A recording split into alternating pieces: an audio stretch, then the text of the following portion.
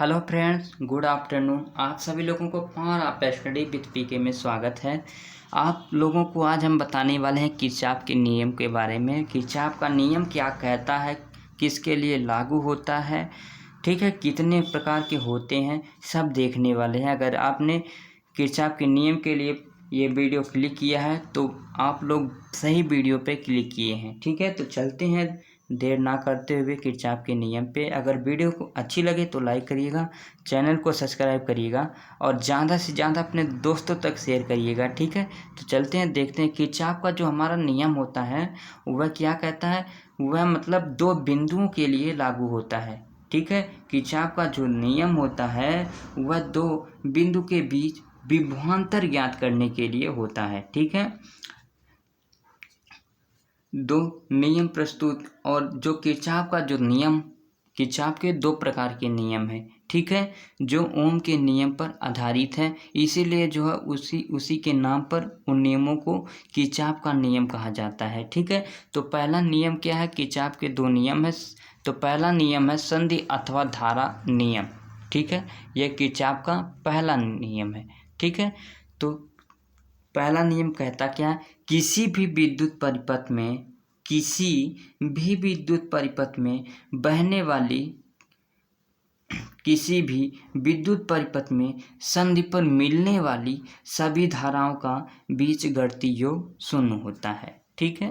और चिन्ह परिपाटी क्या है, जितनी भी धाराएं संधि की ओर जाने वाली हैं धाराएं धनात्मक होंगी और संधि से दूर जाने वाली धाराएं जो हैं वह ऋणात्मक होंगी, ठीक है। अर्थात हम कह सकते हैं कि संधि की ओर बहने वाली धाराओं का योग जो होता है वह संधि से दूर जाने वाली धाराओं के योग के बराबर होती है, ठीक है।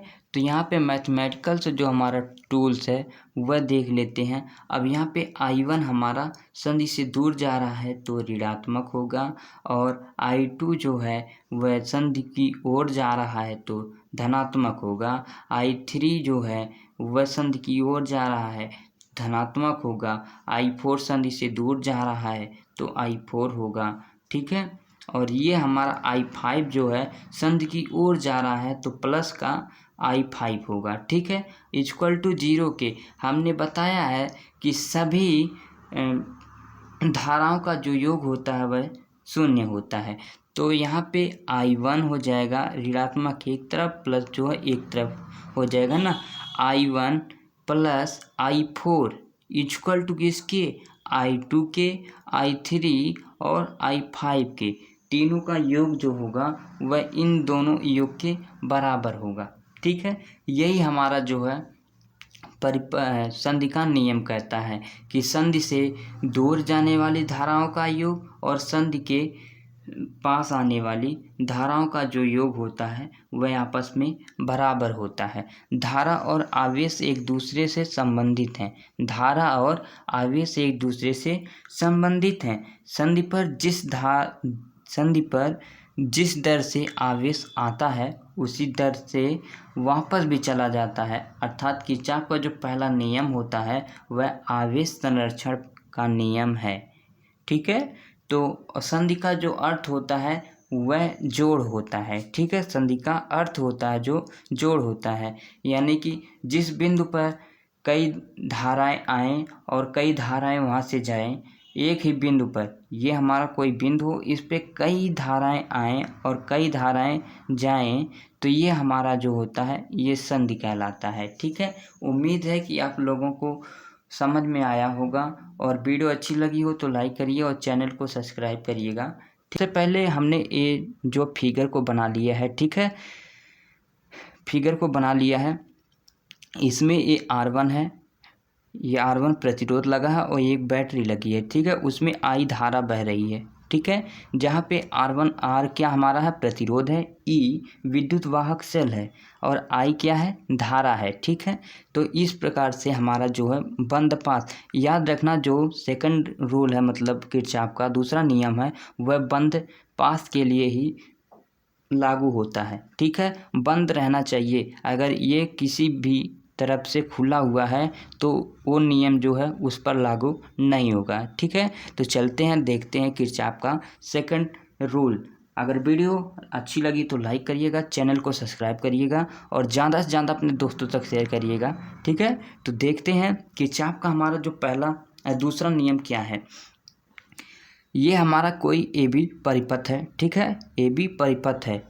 ठीक, उसमें बहने वाली जो धारा I1 है, उसमें बहने वाली धारा I1 का जो संगत प्रतिरोध है R1। ठीक है, संगत प्रतिरोध R1 है। यहाँ पे हम लिख भी दे रहे हैं I1, यानी किसी परिपथ में बहने वाली धारा का संगत प्रतिरोध R1 है। ठीक है, और दूसरे परिपथ में बहने वाली धारा I2 और उसका संगत प्रतिरोध R2 है। ठीक है, और उसमें लगे जो है वैद्युत वाहक सेल हैं E1 और दूसरे प्रतिरोध में लगा जो विद्युत वाहक सेल है E2 है। ठीक है, इस तरह से हमारा अब ले लेते हैं बंद पास A B C D में। ठीक है, A B C D में तो हम चलना किस तरह से उसके पहले चिन्ह परिपाटी को देख लेते हैं। चलने वाले धारा के लिए है ये, चलने वाले दिशा के अगर विपरीत चलते हैं तो ऋणात्मक लेंगे साइन में, और यदि चलने की जो दिशा हमारी धारा की समान हो तो धनात्मक लेंगे। ठीक है, अब चलते हैं, देखते हैं हम चलना इस प्रकार से, यानी कि ए से डी की ओर चलेंगे। ठीक है, तो बंद पास A B C D A में ले लेते हैं। ठीक है, तो इधर से हम चलना प्रारंभ करते हैं। ठीक है, तो ये हमारा जो धारा है वह चलने की दिशा में है। ठीक है, तो ये हमारा क्या होगा, प्लस होगा, तो I1 हो गया और R1 हो गया। ठीक है, अब यहाँ पे हम इस तरह से जब चलेंगे ऐसे, फिर यहाँ पे आएंगे। ठीक है, R2 मिला, और R2 यहाँ चलने की जो दिशा के विपरीत है तो हमारा ऋणात्मक होगा, तो I2 R2 संगत प्रतिरोध हो गया, और बराबर जो है किसके, और ये सेल के लिए मतलब अगर आप प्लस से माइनस की ओर जा रहे हैं तो माइनस लेंगे, और यदि माइनस से प्लस की ओर जा रहे हैं तो प्लस साइन में लेंगे। ठीक है, तो E1 अब यहाँ पर ये यहाँ से जब चलना आपने प्रारंभ किया था तो E1 हमारा क्या था, प्लस में आ गया चलने, यानी कि ये माइनस है और ये प्लस है, माइनस से प्लस में जाएंगे तो प्लस साइन लेंगे। अब जब यहाँ से दूसरे परिपथ में जा रहे हैं तो प्लस से माइनस की ओर जा रहे हैं तो E2 हमारा माइनस में हो जाएगा। ठीक है, ठीक इसी प्रकार से जो दूसरा हमारा बंद पास है वही नियम फॉलो होगा। ठीक है, तो I2 और R2 ये हमारा इस तरह से जब मतलब चलने की दिशा में है तो ये हमारा प्लस हो गया। अब यहाँ नीचे आएंगे, उसके बाद इधर जाएंगे तो ये धारा भी उसी दिशा में है जिस दिशा में हम जा रहे हैं, इसलिए ये भी हमारा प्लस का साइन होगा। ठीक है, और R3 हो जाएगा। अब यहाँ पर जो है दोनों परिपथों को मिला के एक ही सेल केवल लगा है। अब यहाँ से माइनस में प्लस की ओर जा रहे हैं तो यहाँ पे प्लस का साइन लगा है। ठीक है, इस तरह से हमारा जो है लूप का नियम यानी कि किरचॉफ का दूसरा नियम था। तो हम परिभाषा आप लोगों को बता देते हैं। आप लोग परिभाषा को जो हम मैथमेटिकल टूल से याद करें, रटने का बिल्कुल प्रयास ना करें। ठीक है, तो देखते हैं। अब यहाँ से आप लोग समझिए। ठीक है, किसी बंद पास में बहने वाली किसी बंद पास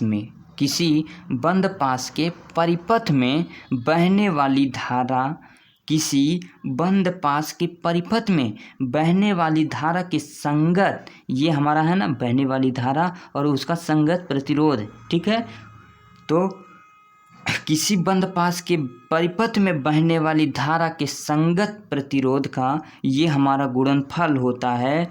गुणनफल का बीजगणितीय योग जो होता है उसमें लगे सेलों के बीजगणितीय योग के बराबर होता है। यही हमारा किरचॉफ का दूसरा नियम है। एक बार फिर से बता देते हैं। किसी बंद परिपथ में बहने वाली किसी बंद